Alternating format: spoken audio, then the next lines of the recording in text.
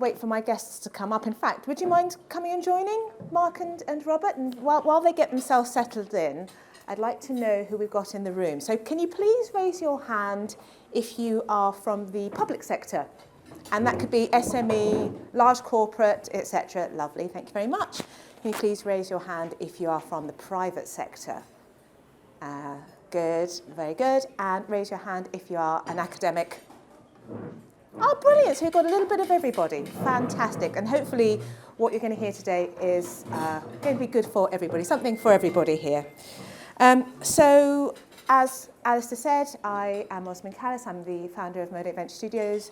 We build and partner with corporates and others to build disruptive technology businesses in hard-to-digitize industries using sustainability as a driver.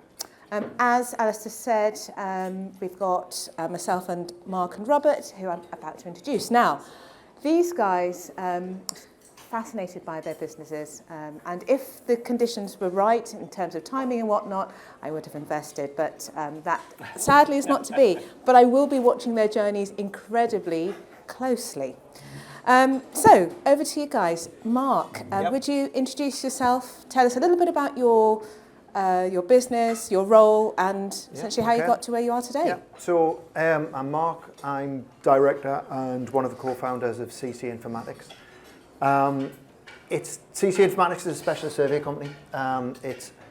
We develop bespoke survey equipment to get eyes on infrastructure in difficult to access spaces. We've also developed a product called Asset Scan, which is an artificial intelligence. It was designed around initially it was designed with Welsh Water through some of their innovation funding to assess the condition of mortar pointing of a large masonry-faced dam. Brilliant. And then it's just grown from there. Oh, fascinating. And which sectors does Asset Scan serve? Which ones benefit? And any types of infrastructure specifically that it's suited to? Currently, it's the water industry. We're doing quite a lot of work in the water industry through with dams. We are also working with, so from there we then did some work with Engie, so on Dinorwig Power Station. Yeah. So we would develop them a bespoke survey vehicle to survey the shaft of the dam, of the hydropower station. That was then turned into a cart that was pushed through the tunnels. From there, we were then delivered TRIG 22 through where we took that cart and pushed it through a former rail asset.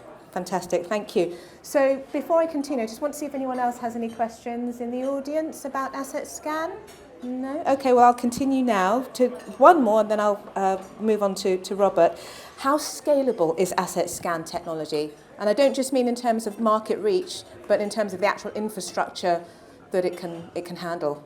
It's software, so it's as scalable as any software. It would require development time on our part. It would require us to employ more staff. Mm-hmm.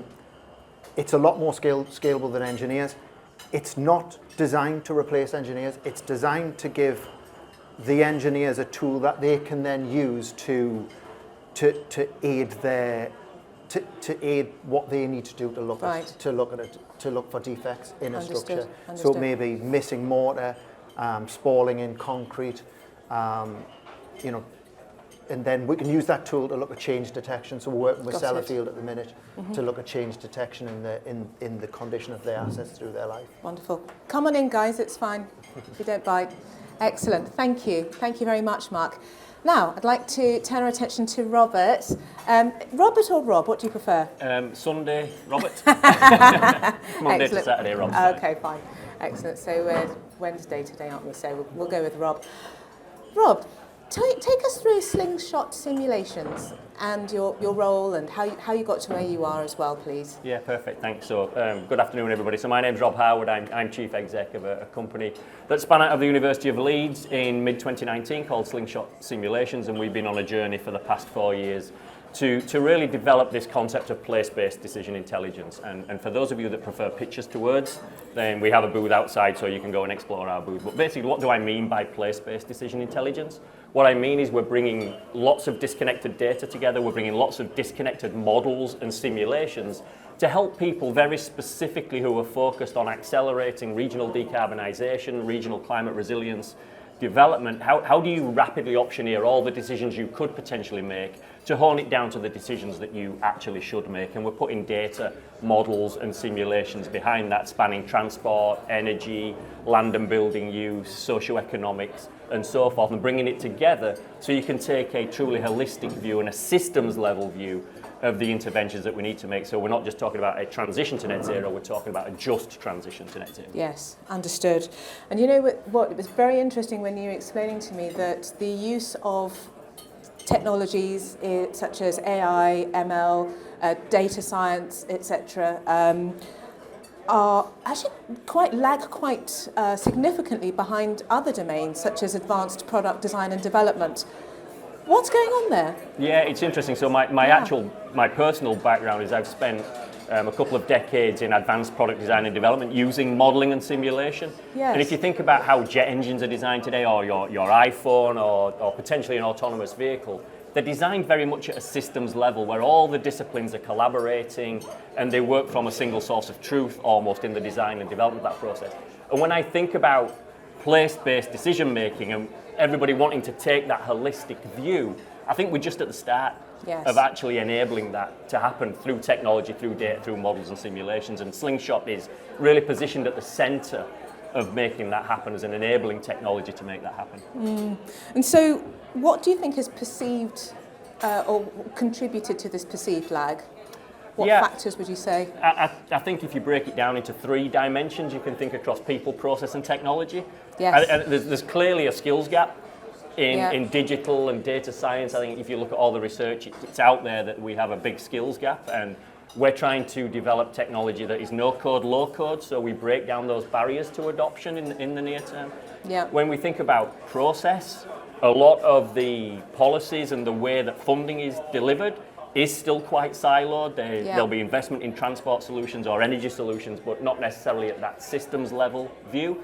And then thirdly, obviously with technology, it's sometimes lacking the platforms and the capabilities to actually enable everything to be brought together. So we have very good transport simulation tools. We have AI models that might help interpret a satellite image for certain types of land use, but how do you bring it all together and stitch it together? So I think that the technology is just emerging to enable that integration as well. And again, we're trying to be at the heart of that. Well, that's interesting actually, because you mentioned people, processes and technology, and I want to just sort of take a moment to sort of unpack that a little bit. So if you think about the people element there, and then you mentioned the interdisciplinary element, how does the interdisciplinary sort of aspect kind of apply to what you're looking to do? It's absolutely key to do that, because if we don't have a mandate to execute at a systems level, then we won't execute at the systems level. We'll continue operating in silos and in individual domains. And what we're seeing, particularly in our work in the local authority and the public sector, is that the emergence of the climate teams or variants thereof, whether it's the net zero decarb teams, they're essentially now those horizontal functions across the organisation which are mandated, and they have the charter to operate at that systems level and touch everything. So it's with that emergence of those interdisciplinary teams that we're really now starting to see the change. And I think you're right that there's a big shift in focus, not just looking at deriving value from the vertical focus, but actually that horizontal focus, as you say.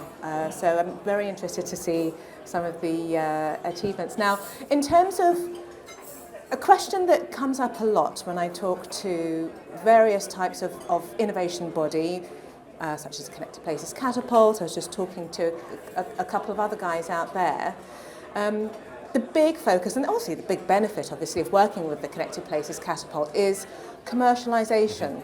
So can I ask what your route to market has, how you've been able to construct your route to market? How easy has that been? What's been the biggest challenge in actually getting customers and commercialising your solutions?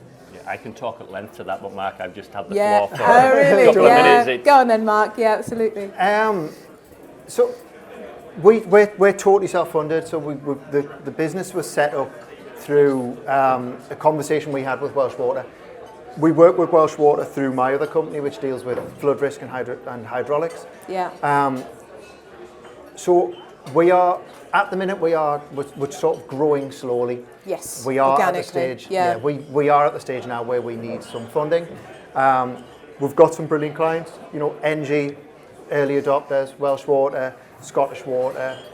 We had Sellafield are really keen, so we've went through their initial proof of concept.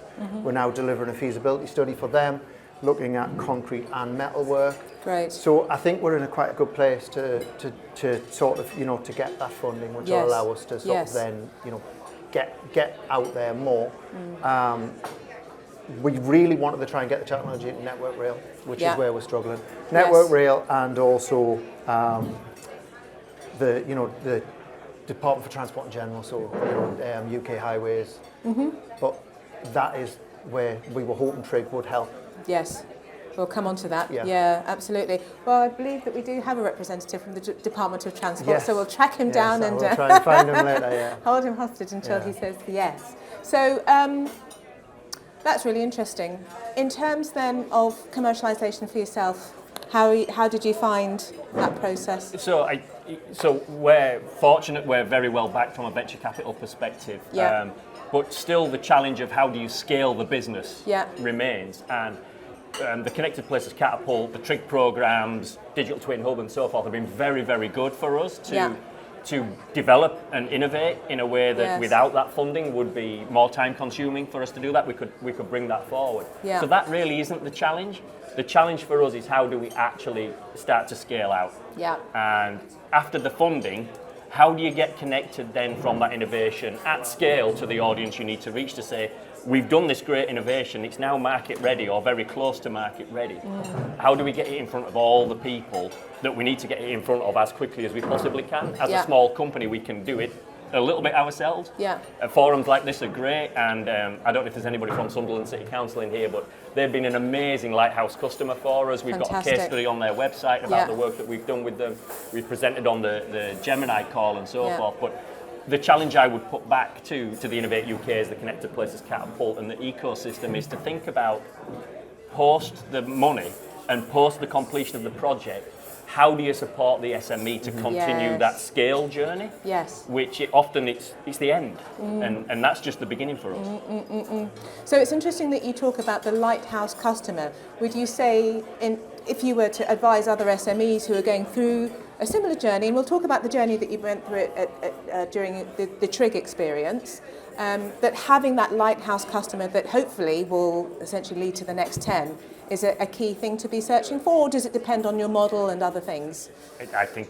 Personally, I think it's absolutely critical, and I think Mark alluded to the work with NG. Yes. For us, it's Sunderland and others like Sunderland now that are doing that, and it's that reference point, it's that case study, it's that validation. It's proving your product market fit. Yes, indeed. Talking of case studies, do you have any case studies for Asset Scan where you've... We do. Yeah. So obviously there's Clairwyn Dam, which was, they had already went out on site to try and assess the condition of the dam and also do a load of repair works. They very quickly realised they totally underestimated what was required. So they asked us to come up with a product that would allow them to look at the condition of the dam, and then obviously from there we could create them give them an idea of the amount of material required to go and fix it. Yes. So they, that then led into the work with NG.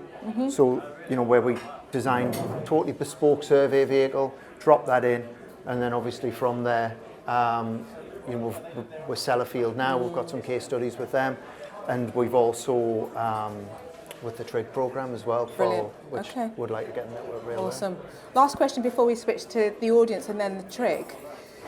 The founder of Y Combinator is famously noted as saying on a podcast, and it's just something you said just now, do things which don't scale to begin with. You talked about designing a bespoke rig. How then would you take that IP that you developed and then think about scaling it? Or are you not at the stage yet where you can actually scale that on a... We could, Yeah. if there was a requirement to scale it, we could. The camera head is the clever bit. Yes. The rig itself was designed to be lowered down a 600-meter deep shaft. It doesn't really have a lot of uses outside of very few bespoke jobs. Sure. The camera head itself, that could be scaled. That could be, we could change the cameras in it. We could make that bigger or smaller depending on the project. Yeah. So Understood. we're not there yet, but we could easily But getting do there. that. Yeah. Excellent. So, any questions from our audience? We have two very interesting businesses solving real-world problems. If no questions, then we will move on to your experience. Oh, hang on, we have one. Sorry, was that a question? Okay. Sorry, Francesca. All right. Thank you, Arnold. Yes, go for it. Oh, sorry, thank Yes. you. Pardon me. So you mentioned what's next for, say, for example, Catapult. What would you like to see next? Yeah, so for us, it's really about, we've now produced market-ready technology which is solving some really important problems. How do we get that in front of we know the persona we need to talk to. We can only pick up the phone so many times in a day, and as a small company, how do you attract that person? It's very difficult. Focus events, ways of bringing those stakeholders into the room. Innovate UK, the Catapult, you've got the connections, you've got the leverage, you've got the name, you've got the brand. Bring them to a room and let's have some focused sessions about, okay, we delivered this capability, exploit it. Yeah. Don't leave it to us to exploit as an SME, help us exploit it. So just to be clear, I'm not Catapult, I was just curious. And did everyone hear the question, by the way? So what next from the Catapult, right? Exactly. So or from the public sector in general, on that front. Just as a remark on that, I'd also say, make very sure that if you're going for more help, you probably need to also give something back as well. So maybe that proposition of what that means if you're connected to their wider ecosystem in that way. But Brilliant. Fascinating, thank you. Thank you, Arnold. So a couple of questions before we close on the TRIG programme. So I believe you both participated just over a year ago. Yep.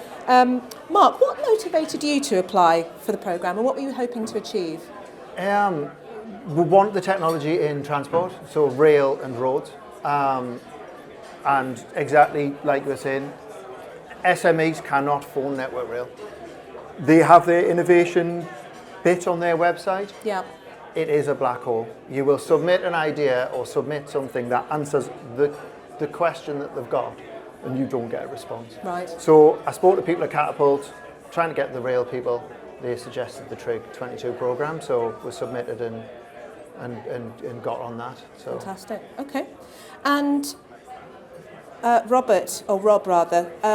what was your journey like through the TRIG program? Because you also went through TRIG 22. Were you aware of each other at the time? No. Okay. No. All right. Yeah. No, it was good. I can't speak highly enough of the people that helped with the process and the actual process itself. Yeah. Of going through that. We made a deliberate focus to involve a proxy end customer. So it wasn't just us coming with not blue sky research, but we had an end customer in mind.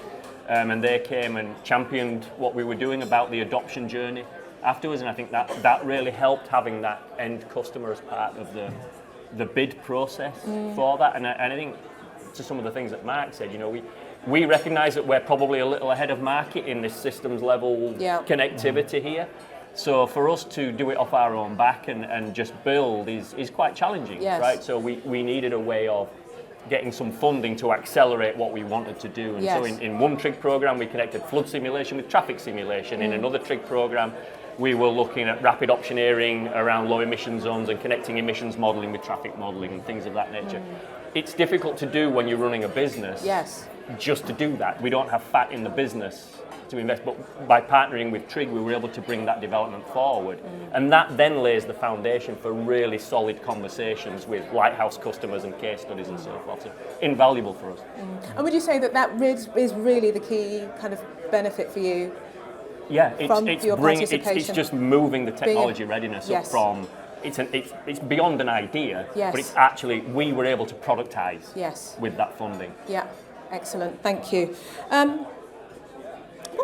what advice would you give to other SMEs because I think there are a few in the room who are thinking about applying for the TRIG program? I mean, to go for it. I mean, it's a fairly straightforward process. The application process is straightforward. Bit of project management as you go, but yeah, I mean, there's no reason not to do it. Okay, and I think we had a few private sector representatives in the room. What would you say if you were able to have a one-to-one conversation, one-line sales point for your businesses? What would you say that is? I'm going to put you on the spot now. I'll let you go for that, Mike. One line. Yeah. What's your main value proposition for asset scan? Let's say.